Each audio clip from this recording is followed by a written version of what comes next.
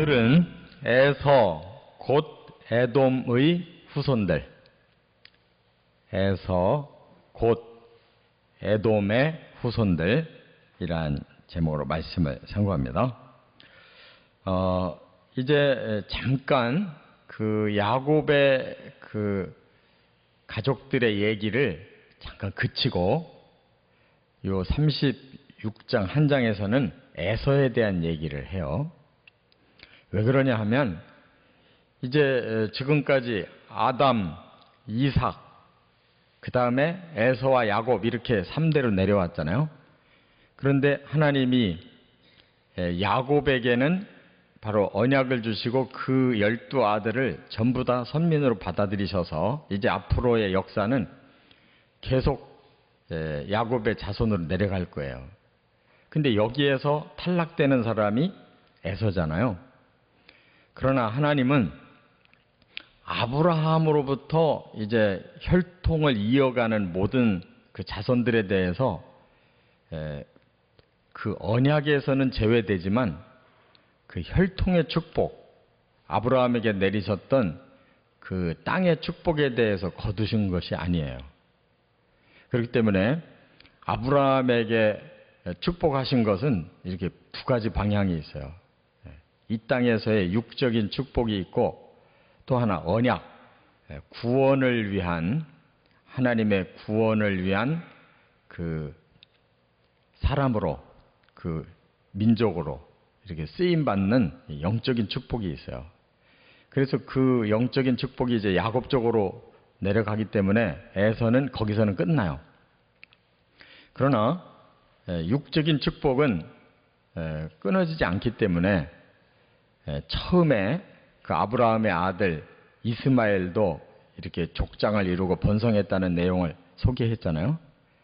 그와 같이 이제 에서도 그 다음 3대째 언약에서는 제외됐지만 아브라함의 손자로서 이 세상의 복은 이렇게 받고 그들이 번성해졌다. 이 얘기를 하고 지나가는 거예요. 그러니까 하나님의 약속이라는 게 대단한 겁니다. 그래서 그 후손들, 이스마엘의 후손들, 이 에서의 후손들이 오늘날 중동 지역, 중동의 땅, 이 그 남쪽으로는 이집트 사람들의 그 일부가 이들의 후손들이에요. 그래서 요르단, 또 이 사우디아라비아, 저 이라크 지역까지 이 중동 지역에 바로 아브라함의 후손들이 꽉 잡고 있는 거예요. 다 정복한 겁니다. 그러니까 그 땅에 이미 타 민족들이 먼저 살고 있었지만 서서히 시간이 지나면서 아브라함의 후손들이 그 중동 지역을 다 차지한 거예요. 성경의 그 경계를 말씀한 그대로. 그래서 오늘은 이제 에서의 후손들 이제 끝으로 그들을 한번 소개해주고 37장부터는 다시 이제 야곱의 자손들로 다시 넘어갑니다. 그래서 37장부터는 주인공이 야곱의 11번째 아들인 요셉이 되는 거예요. 그가 이제 언약을 이루기 위해서 쓰임받는 내용이 출발되는 거예요. 자, 오늘 이 36장에서 우리는 에서가 이제 그 후손들이 번성해져서 에돔이라는 나라와 민족이 됩니다. 그 민족은 어떻게 될 거냐 하는 것을 이제 말씀하고 있는데 특징이 세 가지가 있어요. 특징을 살펴봅니다. 첫째, 1절부터 5절까지 보면 가나안족과 섞였다는 것이 이게 이제 그들의 문제점이에요. 여기 지금 1절부터 5절에 에서가 아내가 셋이 있어요. 에서는. 그런데 그 중에 두 아내, 먼저 얻은 두 아내가 가나안 사람이에요. 헷족 속, 히위족 속의 딸들을 아내로 맞이해. 그래가지고 지난 26장에 보면 35절에 그 가정에 근심이 있었다. 그 말은 이제 이삭과 리브가가 원하지 않는 그 땅의 원주민 며느리를 맞이하는 바람에 이게 영적인 갈등이 생기는 거예요. 뿐만 아니라 이제 나중에 그 부모가 그런 것을 싫어한다는 걸 알고 뒤늦게 또 이제 장가를 또 한 번 가요. 세 번째 여자는 바로 이스마엘의 딸 중에서 골라요. 그러니까 선민의 가문은 가문이지만 이스마엘도 언약에서는 제외된 사람이잖아요. 아브라함의 그 가문은 가문이지만.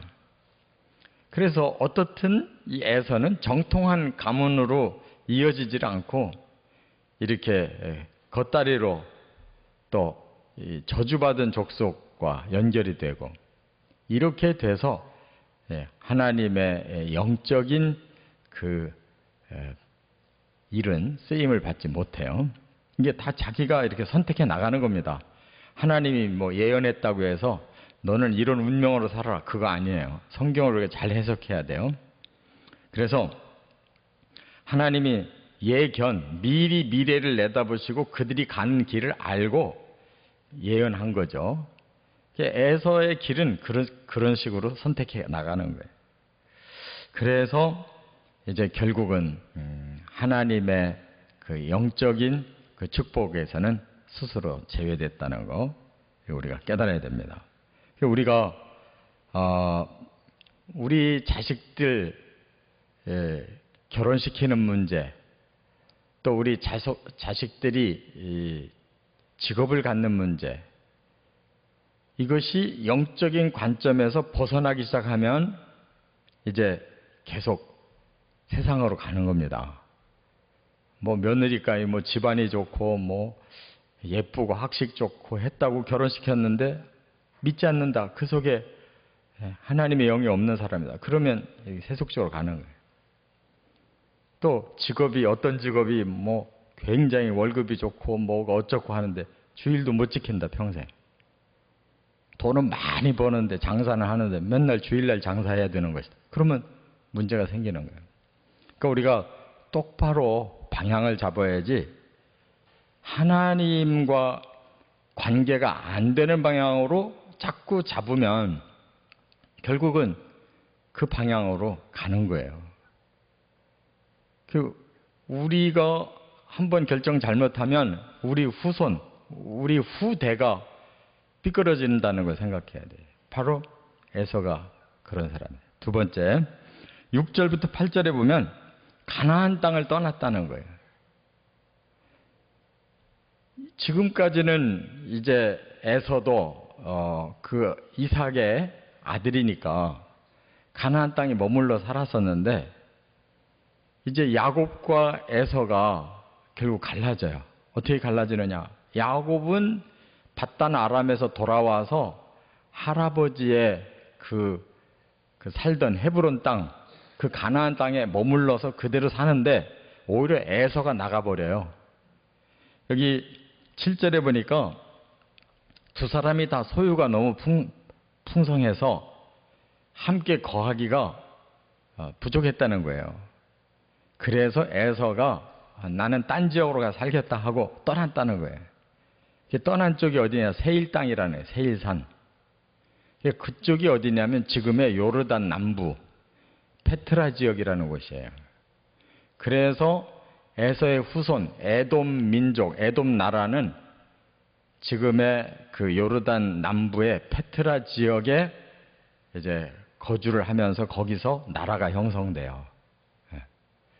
그런데 그것은 어디냐? 가나안 땅 밖이에요. 하나님이 정해주신 땅이 아닌 외지 땅이에요. 그쪽을 이렇게 에서가 선택을 해서 나감으로 그 후손이 가나안 땅 밖에서 크는 거예요. 그러니까 언약의 땅에서 스스로 나가버렸어요. 그러니까 이것이 또 하나 문제예요. 기준이 뭐였냐? 물질 문제로 나간 거예요. 야곱은 뭐 같이 부자로 살았어도 가나안 땅에 그대로 자꾸 머물려고 하는 사람이고, 에서는 서로가 이렇게 한 지역에 살기는 좀 비좁다 그러니까 자기는 딴 데로 갔어요. 근데 우리 앞에 그 아브라함 때도 마찬가지였죠. 조카 롯도 서로가 물질이 많아서 서로 부대낀다. 그래서 롯이 선택한 쪽이 어디예요? 바로 소돔과 고모라 쪽을 선택했다가 거기가 쫄딱 망했잖아요.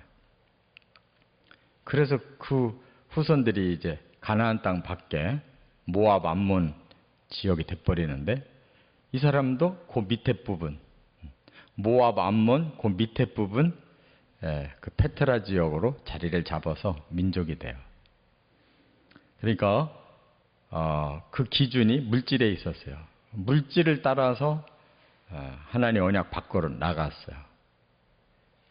그 다음에 세 번째 특징이 뭐냐? 9절부터 이제 끝절 43절까지는 육적으로는 먼저 번성했다는 거예요. 이 에서의 후손들이 적어도 14족장으로 이렇게 뻗어나가요. 이스라엘은 12족장으로 뻗어나갔잖아요. 이들은 더 많은 14족장으로 뻗어나가는데 뿐만 아니라 그 세일산에 먼저 살고 있는 원주민들이 있어요. 호리족이라고. 그 호리족과 혼족이 돼요. 통합을 해버려요. 거기를 정복하면서 그 호리족하고 이 에돔족이 통합을 해요. 그러니까 육적으로는 더 강한 나라를 빨리 세운 거예요. 그리고 거기서 여기 31절 이후에 보면 왕들이 8명의 이름이 나와요. 그러니까 모세가 이거를 썼는데 이미 모세 시대에 에돔이라는 나라는 왕이 8사람이나 거쳐간 거예요. 그러니까 지금 이스라엘 나라는 애굽에서 종살이하고 이제 겨우 탈출하려고 하는데 에돔 나라는 그 사이에 몇백 년 사이에 이미 번성해가지고 왕이 다스리는 나라로 된 거예요. 그러니까 우리가 세상적으로 보면 이 사람이 잘했잖아요. 훨씬 나라가 빨리 발전해가지고 뭐 두 민족이 통합을 하고 뭐 왕들이 다스리고 이 세상에서 이렇게 잘 살고 싶으면 이 방향으로 가면 되는 거예요. 근데 하나님의 방향은 그게 아니에요. 이 세상에서 내가 너희들을 잘 살게 하겠다는 뜻이 아니에요. 죄를 사하고 하나님과 함께 사는 거룩한 백성 만들어서 영원히 하나님의 집에서 살게 해줄게. 이게 하나님의 계획이에요. 이게 성경의 계획이에요. 그래서 우리가 이 세상에서 내 후손들이 돈 많이 벌고 출세해가지고 잘 살게 해주고 싶다 그러면 이 에서의 방향으로 가면 돼요. 세상적으로는 더 잘 될 수가 있어요. 그런데 바로 하나님이 원하는 방향이 아니라는 거예요. 그래서 우리가 성경을 믿으려면 똑바로 믿어야 돼요. 똑바로 알고 가야 돼요. 저와 여러분들의 자손들을 어디 백성 만들고 싶으냐? 천국 백성 만들고 싶으냐? 이 세상에서 잘 사는 백성을 만들고 싶으냐? 우리가 선택해야 돼요. 깨달으시고 하나님이 원하는 영원한 생명과 영원한 나라를 향해서 저와 여러분, 우리 자손들을 번성시켜 나가시기를 주의 이름으로 축원합니다.